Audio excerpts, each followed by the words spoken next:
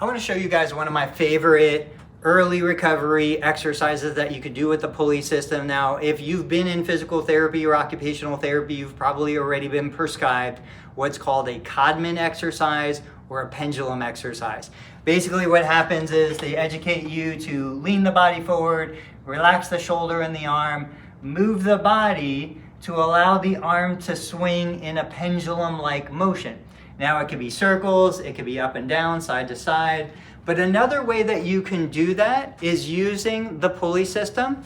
So I typically set this up in a low anchor position. I'll hold both handles in the hand that I'm trying to recover or rehab the shoulder. And then as I back away, what happens is I just create this little bit of motion. Now I'm using my body to get the pendulum motion in the arm. I can go side to side, I can go a little up and down, in which case I'm using the elbow, triceps, biceps for extension and flexion. But what I like about something like this is as I move my body away further, as I start to flex, I can create a little bit of traction.